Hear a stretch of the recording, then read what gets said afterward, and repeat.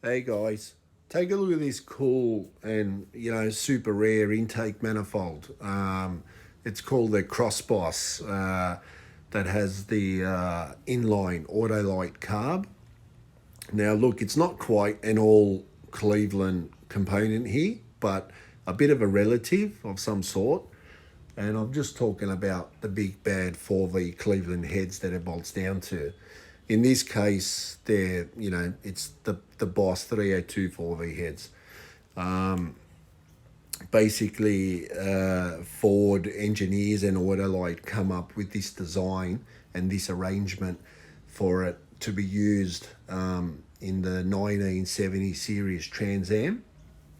And they come up with this particular design, which was cast again by Buddy Bar. They come up with this design in order to improve low end power on those little 302s, and apparently this arrangement, this inline arrangement that runs across the plenum and across the cylinders like that, helped it with down low power. And again, it also worked with high RPMs, which these little Boss 302s love to rev as well, as you guys would know. But Ford sort of took advantage of the single 4 barrel rule, where you could run a 4 barrel carb in one unit. So they come up with this arrangement. But look, the story goes that like there's a lot of misguided info out there, and there's a lot of stories that say they never quite made it. They were banned beforehand by the SCCA, and there's some info out there that says that, and then there's some info that says no, they did get used for a while, then they got banned. But look, you guys, I mean, if some of you guys know more about it, that's fine. You can drop, share some light on it, or drop in some comments in the comments area. But just another cool piece.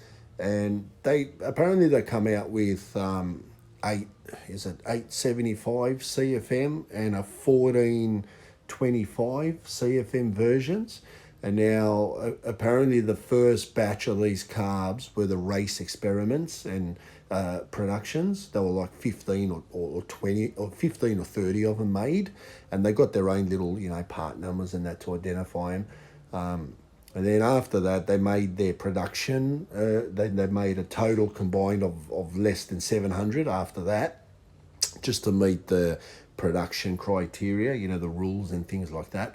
But look, regardless whether they were used or not, Ford afterwards did the right thing. They were back on the Ford for sale shelf, for just for ordinary Ford hot rodders and racers to purchase and use on their own custom or already owned Boss 302s of the time. And that's if they had the wallet for it and even knowledge to tune it. But what else? Yeah, and apparently those inline carbs had interchangeable Venturi sleeves, and to me that's just wow. To come up with something like that back in the days, that's just cool. Like it just reminds me of the well-renowned Barry Grant carbs.